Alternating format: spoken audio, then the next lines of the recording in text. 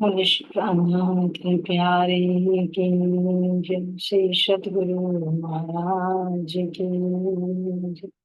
सतगुरु श्री रामचंद्र जी महाराज की जय। पूरे धाम की सर्व सुंदर साथ की बंदो सतगुरु जय को करो प्रेम प्रणाम। अशुभ हरण मंगल करण धन श्री देव चंद्र जी नाम। श्री प्राणीनाथ निज मूलपति श्री मेराज शुभ नाम।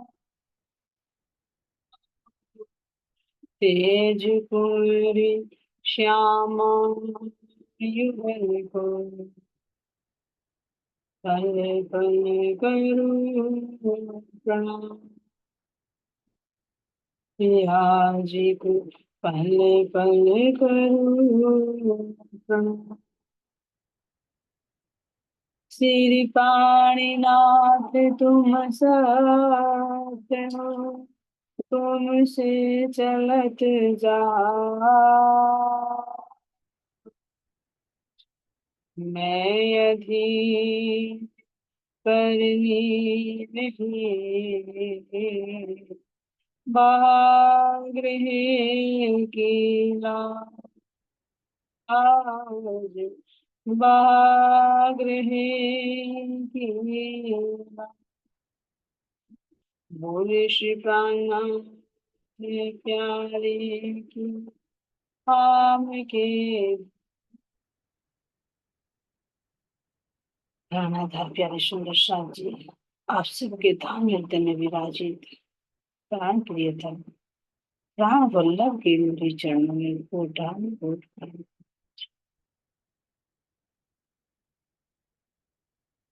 सुंदर साथ जी अब अपने आप को एकाग्रचित कीजिए और सतगुरु महाराज जी का ध्यान करते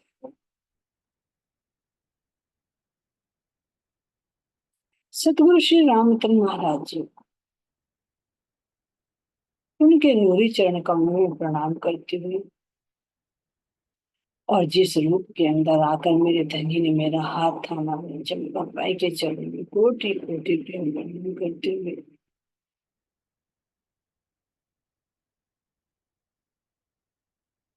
अब हम सभी सखी अपनी रतन बाई के संग संग उनकी मेहर तले चलो अपने जागने के मूल मिलावा की उपज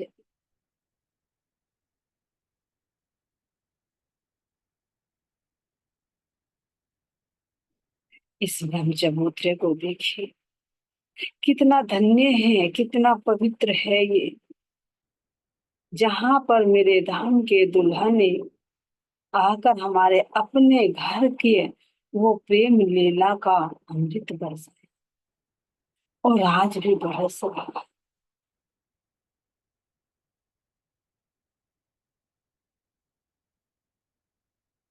मैं इस दिव्य भूमि को प्रणाम करती हूँ इस मुख्य द्वार की चौखट को प्रणाम करके अंदर बंगला जी दरबार में आती हूँ तो देखती हूँ सुंदर सिंहासन पर मेरे प्राण प्रियतम किस प्रकार अपने बाग में स्वरूप में विराजमान है।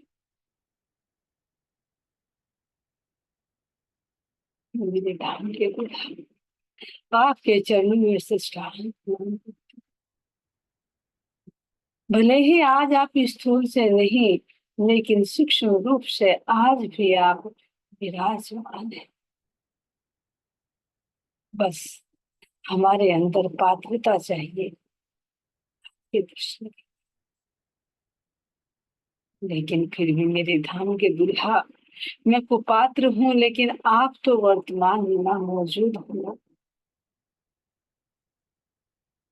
भले ही मैं आपको नहीं देख पा रही लेकिन आप मुझे देख पा रहे हैं। आपके श्री चरण में मेरा बारंबार प्रणाम, बारंबार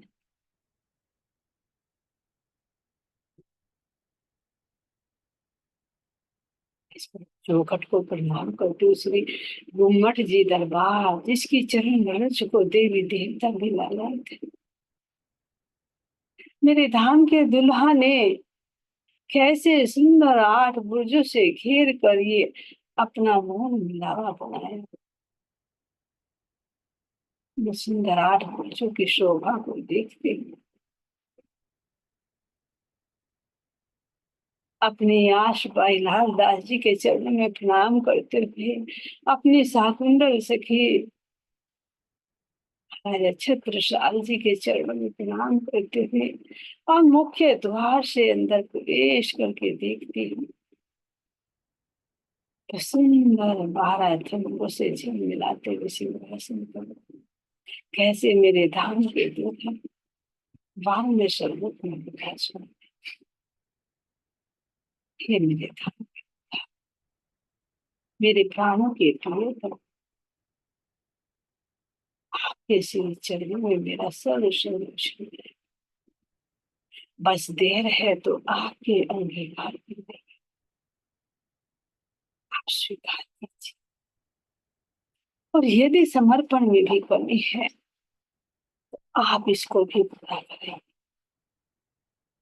और जिस प्रकार आपने अपने ही छत्र छाया में सभी जागृत आत्माओं को लेकर परम धाम की मेरी लीलाओं के रस में सरोवर मुझे उस रस में डालें।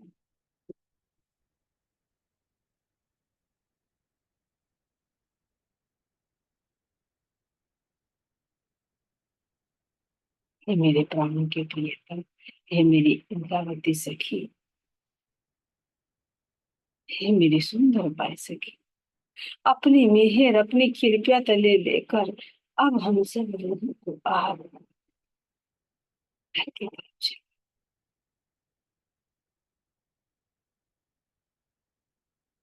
मेरे अंदर कोई वजूद नहीं कि मैं एक कदम भी बढ़ सकूं। सब आपका ही करार है, आपकी ही कृपा से मैं आगे बढ़ सकती हूँ।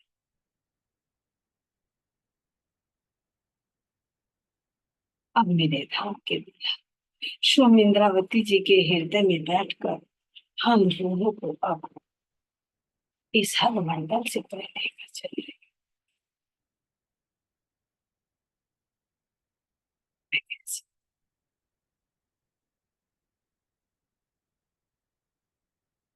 इन 14 लोग ब्रह्मांड को पार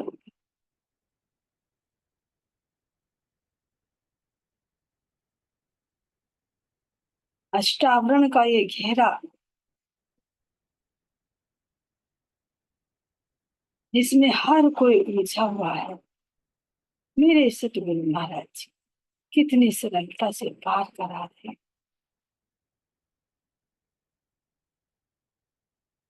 लेकिन प्रयत्न हमें करना, रहने में आना होगा।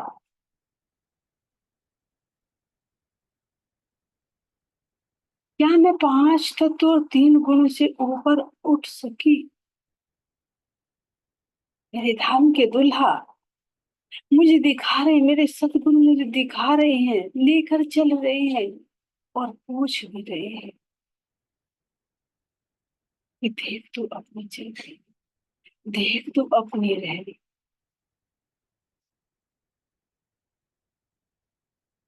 क्या तू अभी 5 तत्वों और 3 गुणों के ही भान में है, या फिर इससे ऊपर उठ सकी है या नहीं?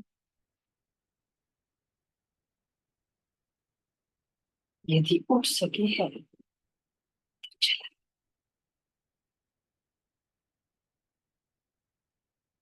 5 तत्व 3 गुण, इन अष्टावरण को पार करके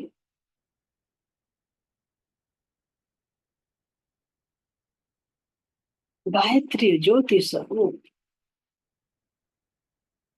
जिन 14 लोगों के अधिपति है, कैसे अपने धाम में विराज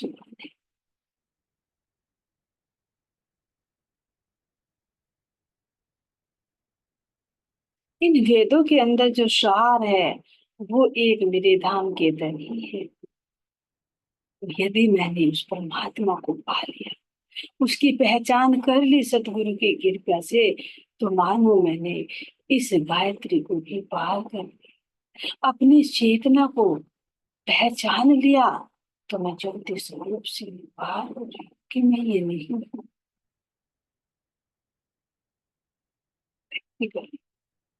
रहने में, कहने कहने में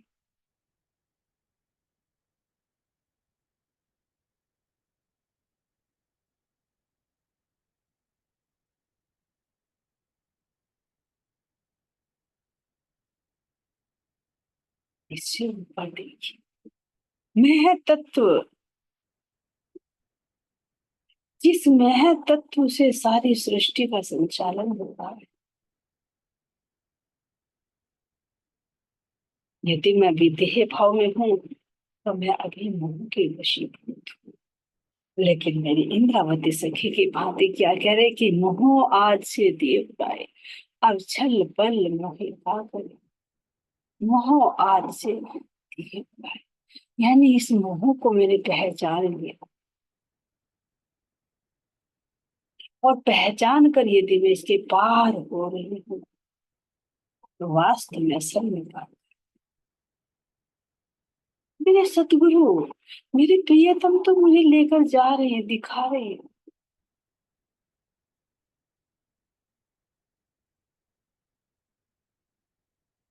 मेरी रहनी है कि कितनी है।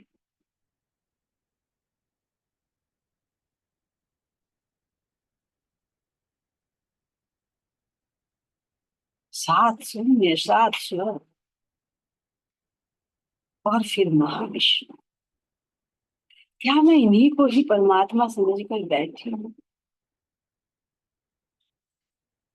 या फिर मुझे इससे परे उतर जाना?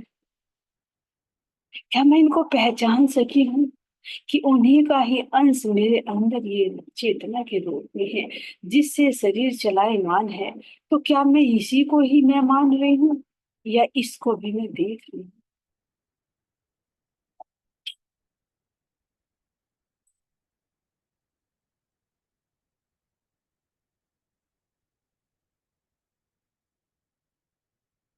इससे ऊपर मेरे सतगुरु दिखा रहे, देखो सके चारों तरफ से ये कैसे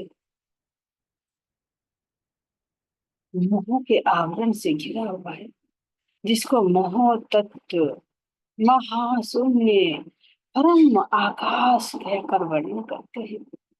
इसको देखो, ये तुम्हारा शरीर ही महाशून्य से, परम आकाश से घिरा हुआ है, जिसमें बड़े बड़े ज्ञानी ध्यानी भी इसी को ही ब्रह्म समझकर इसी में ही समाहित होते रहते हैं।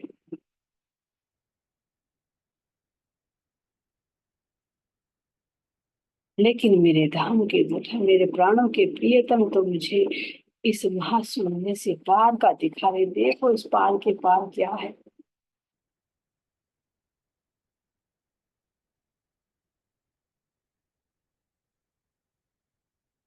इस महाशून्य के परे बेहद अनंत, जहाँ के कण कण में नूरी प्रकाश जगमगा रहा है। ये ब्रह्मांड सारा अंधकार में है, और एक नहीं, ऐसे अनंत ब्रह्मांड, जैसे आकाश में धूल के कण उड़ते रहते हैं, इसी भांति अनंत ब्रह्मांड इस महाशून्य के अंदर धूल के मिट्टी के कणों की भांति तैर रही है।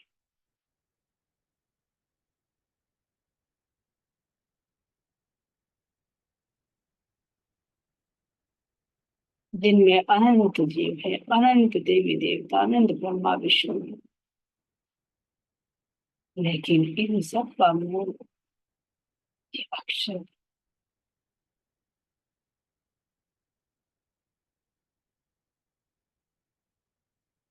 से ऊपर नहीं।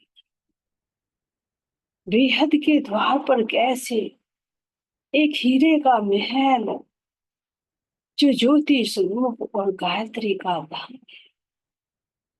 ये इनका अस्थाई ठिकाना है। जो हद मंडल में है ये अस्थाई नहीं था। जब तक सृष्टि चलती है तब तक रहता है, मीट ये इनका मूल है।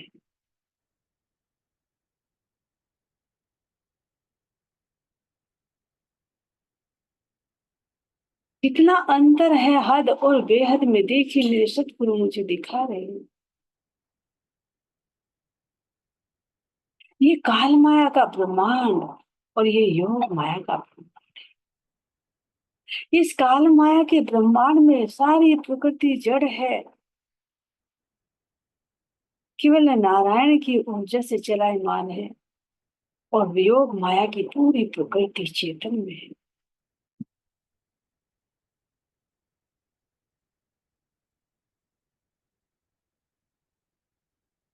काल माया के ब्रह्मांड अंधकार में है, अज्ञान में है, लेकिन योग माया का ब्रह्मांड जिसमें हर वस्तु चेतन है,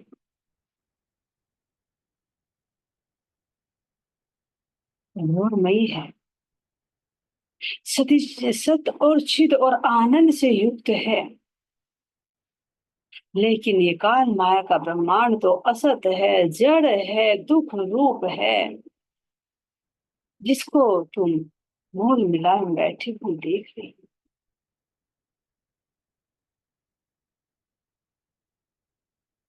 यही मेरे धाम के धनी बैठा कर तो आना और जाना दिखा रही कि देखो क्या है प्रकृति।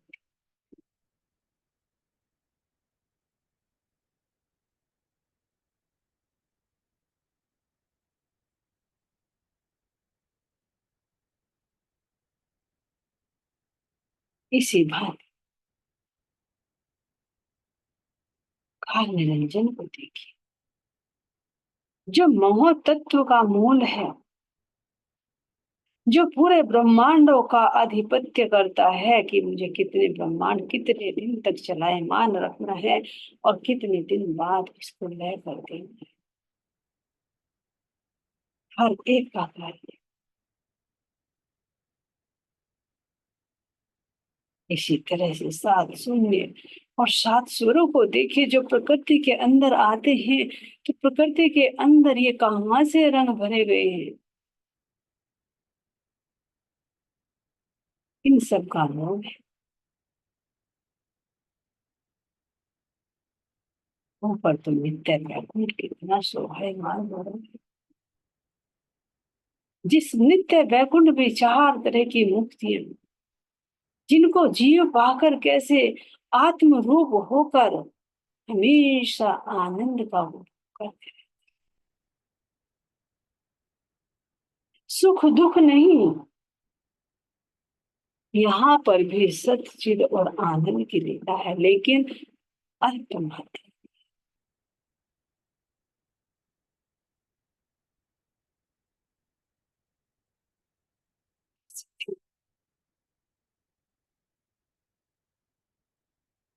अब जो कहती प्रकृति में शिव बड़ा है, शिव यानी जो अक्षर ब्रह्म का मन, जिनको सदा शिव इस चिदानंद लहरी कह रही।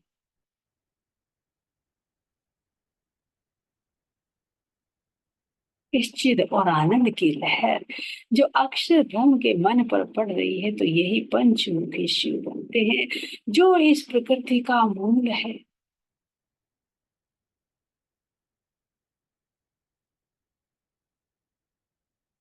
जब बाहर स्थूल में आते हैं, पर्णों में आते हैं, तो सृष्टि का मूल कारण बनते हैं, लेकिन यहाँ पर ये अपने आनंद में मस्त है।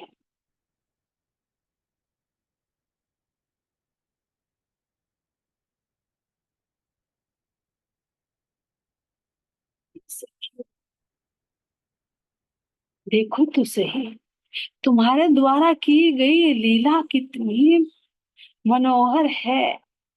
जिसका ध्यान कर करके अनेक जीव अब यहाँ पर अखंड मुक्ति को प्राप्त कर रहे हैं। ये ब्रज की लीला देखो तो सही, कैसे बाल रूप में मैंने लीला की थी, उस स्वरूप को देखो। कैसे तन धारण कर करके तुमने प्रेम भरे लीलाएं की थी, उन लीलाओं को देखो। तुम्हारे द्वारा की गई लीला कैसे अक्षर ब्रह्म ने अखंड कर दी। ये प्रेम की लीला है,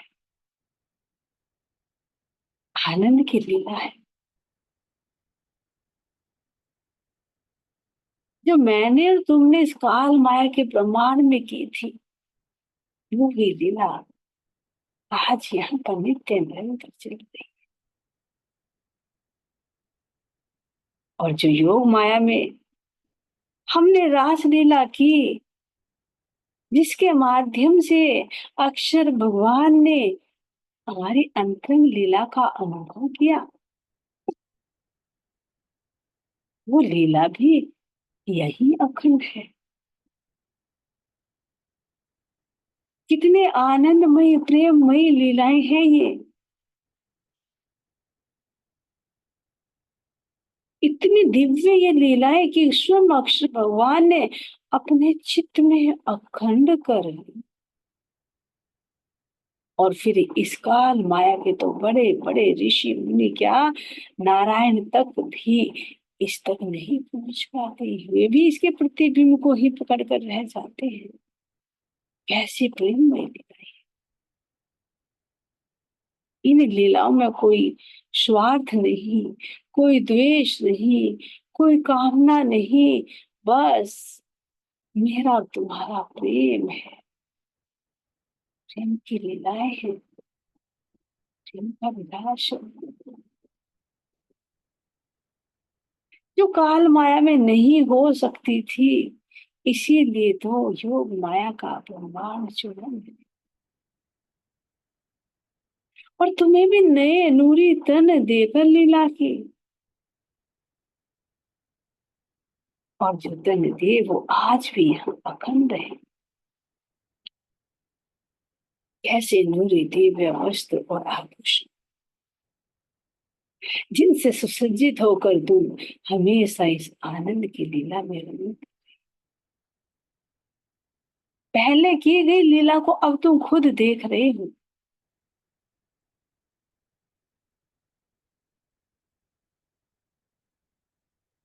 इससे ऊपर तो चलो।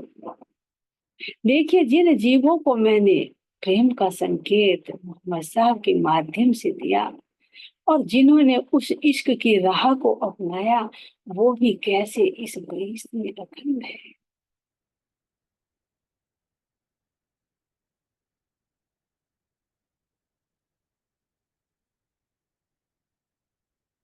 ये सखिए, पर तो चलो।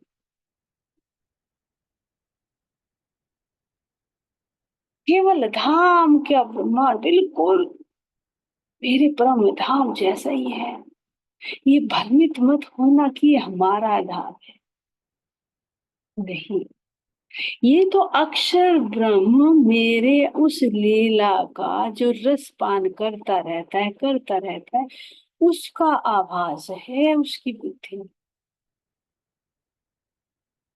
जो परम धाम में वो मेरे ही आनंद के रस में डूबा रहता है, लेकिन पता नहीं होता, उसकी लीला नहीं होती, केवल दृष्टा है।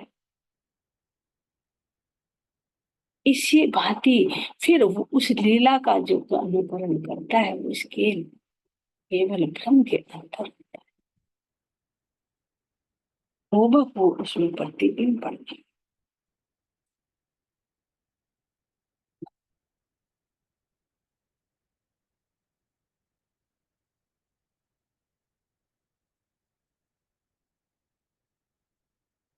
वो ही मध्य में बहती हुई शीतल जमुना जी।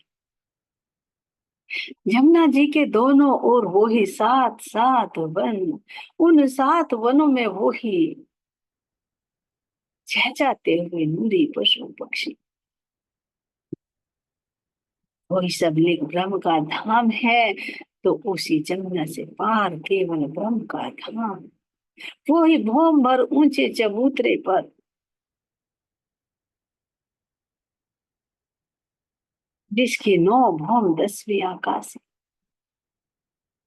वही चारों कोनों में जल को, वो ही 100 सीढ़ी चढ़कर इसी भांति बिल्कुल दावे की भांति बना हुआ है, जिसके नूरी सिंहासन पर केवल ब्रह्म और योग माया आसीन है, जिसमें केवल एक ही एक रस है, केवल आनंद।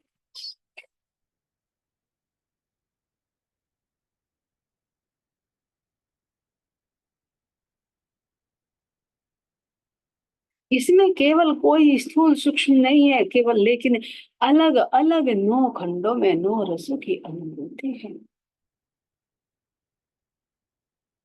ऐसा दिव्य स्थान है जो मेरे धाम धनी ने आनंद विहार के लिए चुना। कि अक्षर ब्रह्म को मुझे आनंद की लीला दिखानी है, तो उसी के बुद्धि अंतःकरण पर बैठकर मुझको ये लीला दिखानी।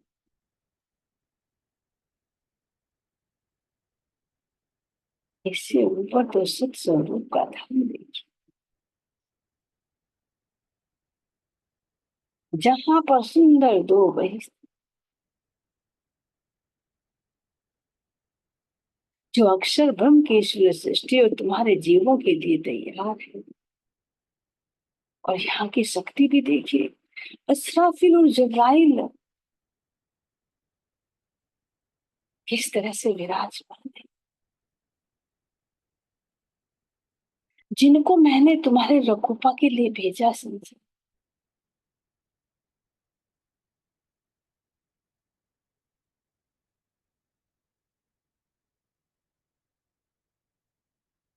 यहाँ पर सत के लिए केवल में आनंद की लीला है, और अव्यक्त में सत की लीला है, सबलिक में चिद की लीला है। तो सत चिद और आनंद मिलकर तो सत स्वरूप में तीनों एक रूप,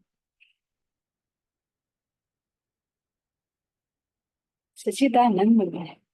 लेकिन फिर भी पूर्ण नहीं है, पूर्णार्थ पूर्ण नहीं। क्यों नहीं है? क्योंकि इनके अंदर नई चीज बनती रहती है, और जहां पूर्णार्थ पूर्ण हो तो किसी चीज की कमी नहीं तो बनना कैसे।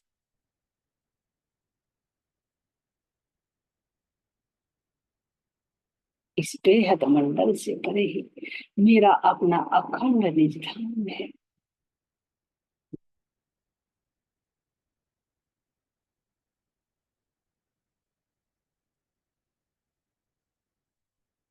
देखिए, अपने इस अखंड घर को देखिए, जिसके चारों दिशाओं से घेर कर कितने सुंदर मेरे 8 सागर झिलमिला रहे हैं।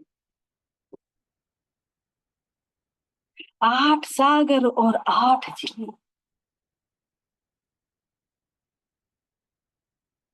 ये सागर क्यों? क्योंकि मेरे धाम के धनी के हृदय का जो विस्तार है बढ़कर इतना हो गया, इतना हो गया, जिसको सागर की उपमा दी जा रही है। तो सर्वप्रथम देखिए, सर्व रस सागर यानी मेहर का सागर, मेहर का सागर ही मेरे धनी का वो दिल का भाग है, जिसमें बैठ कर ये सब कुछ देख रही है।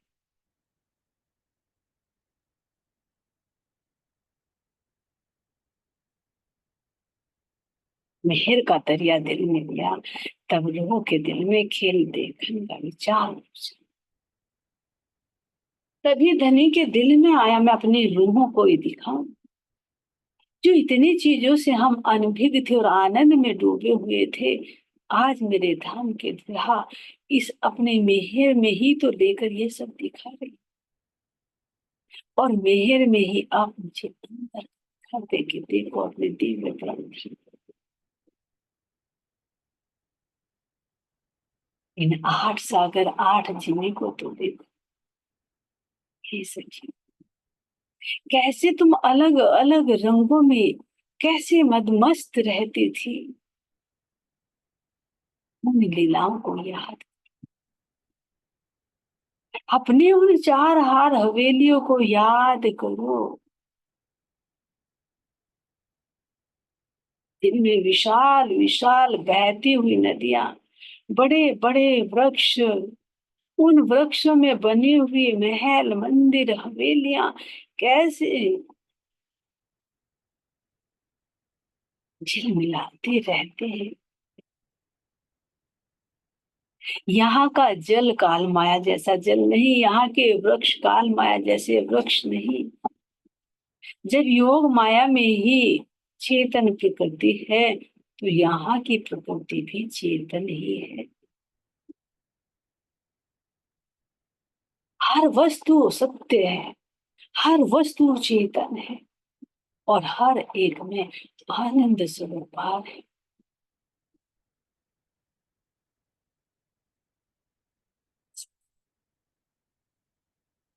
अपने वन की मोहलातों को देखिए, जिनमें भांति भांति के पशु पक्षी, बड़े बड़े विशाल से विशाल और छोटे से छोटे, कैसे अपने महल मंदिरों में रह रहे हैं, जो फूल और पत्तियों से ही बने हुए।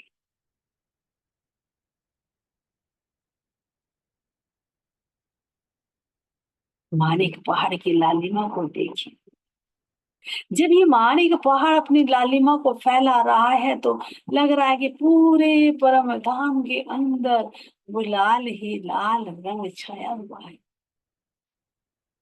और चारों तरफ से घेर कर महानंद की तो शोभा वर्णन ही नहीं की जा सकती। जिस महानंद के दोनों किनारों पर सुंदर झूले पड़े हुए हैं, जिन पर हम सखियां आधा जल के ऊपर तो आधा जिमी पर लेती, और झूलते झूलते कैसे एक दूसरे के साथ मस्ती करते हो, उस जल के अंदर ही, महानंद के अंदर ही गिरा देती। उन 12,000 भोग ऊंचे महाबुलंद हिडोलों को देखिए, बड़े बड़े विशाल विशाल वृक्षों के अंदर जब हम इतना लंबे लंबे वे झूले लेते, और प्रियतम अपने इशारे से झूले को और तेज करते, तो हम सब सखियां किस प्रकार आनंद की मस्ती में मस्त होकर झूला झूलते। ये सखियों, अपने उन सुखों को याद करें, मेरे धाम के दूल्हा, तेरी मेहरबानी, तू याद दिला रहा है, लेकिन ये सुख हृदय में कब आए, कब आएंगे? जब तुम हृदय में विराजमान हो जाओ, तब मैं आपसे मिलकर एक रूप हो जाऊंगी, और वही आनंद रूपी झूला झूल, तभी मैं आपके साथ में अपने होज को सर, जो उज्ज्वलता को फैला रहा है, हीरे की पाल कैसे जगमगा रही है, झुंड के घाट से मैं आपके साथ जाकर कैसे जल क्रीड़ा का आनंद,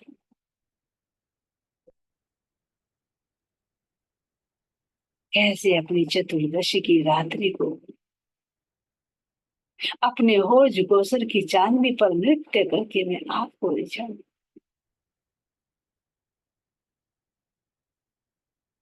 हमने 24 हास के महल से निकलते उन 24 फव्वारों में कैसे अनंत रूप होकर मैं आपको रिझाऊं, मेरे प्रिय, ये सुख है कभी।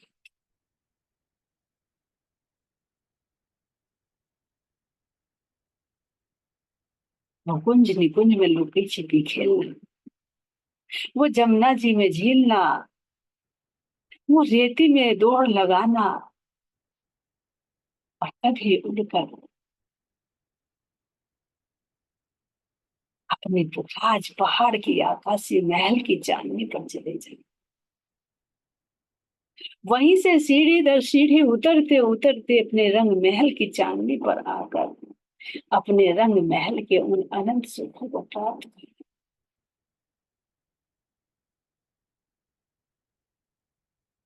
धर्म के दूल्हा, कब मैं अपने इन नौ भौम 10वें आकाशी का आनंद लेते लेते, जो प्रथम भौम मोल मिलाव में हम सब सखियां आपके चरणों को पकड़कर बैठी हैं, कब हम इनका आनंद लें। मेरे धाम के दूल्हा, अपनी अंगनाओं को अपने इस मूल में ही जागृत कर लीजिए। इन सारे सुखों को जो मेरी परात्म लेती थी, अब मैं आत्म रूप से इनको लेती रहूं और आपके अंदर ही मैं डूबती चली जाऊं।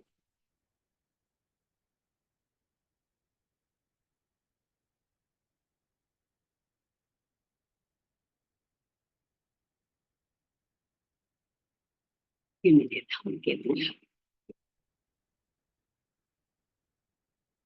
मैं दिल भरकर आपके शोभा श्रृंगार को नख से सिख तक निहारती रहूं और बस आपके कोमल कोमल चरणों को अपने दोनों हाथों से पकड़कर आपके चरणों में सिर रखकर बस अपने आप को आपके चरणों में समर्पित।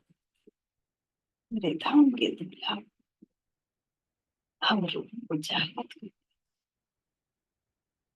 जागृत।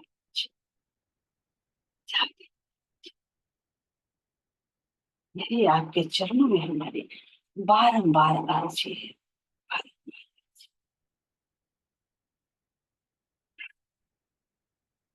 बोले श्री रामनाथ प्यारे की जय, सतगुरु जी की जय, धाम के धनी की जय। सभी दर्शन के चरणों कोटि कोटि पे